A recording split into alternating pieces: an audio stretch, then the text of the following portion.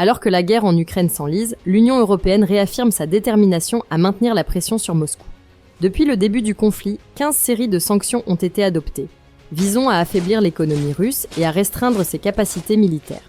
Embargo sur le pétrole, restrictions sur les technologies avancées, gel d'avoirs, ces mesures ont privé la Russie de ressources considérables. Pourtant, leur efficacité immédiate demeure incertaine. Moscou a su s'adapter, réorientant ses exportations énergétiques vers la Chine et l'Inde, tandis que son industrie militaire continue de tourner à plein régime. Le renouvellement des sanctions européennes, nécessitant l'unanimité des États membres, a une fois de plus été l'objet de tensions.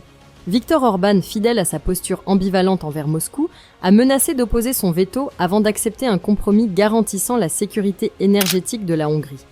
Malgré ces obstacles, Bruxelles maintient le cap, consciente que toute faille dans son unité pourrait être exploitée par le Kremlin.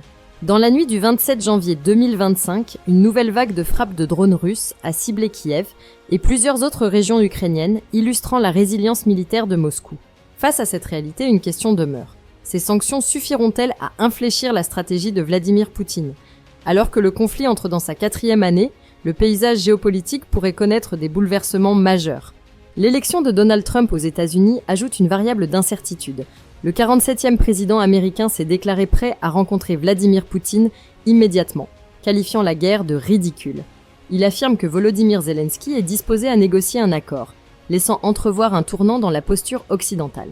Pendant ce temps, les alliés de la Russie se renforcent. Alexandre Loukachenko a été réélu à la tête de la Biélorussie avec un score écrasant, confirmant la stabilité du régime pro-Kremlin à Minsk. Dans ce contexte tendu, l'Europe devra faire preuve de cohésion et d'anticipation pour préserver son unité et peser sur l'issue du conflit. Si la vidéo d'aujourd'hui vous a plu, n'oubliez pas de vous abonner pour ne pas manquer nos prochaines vidéos.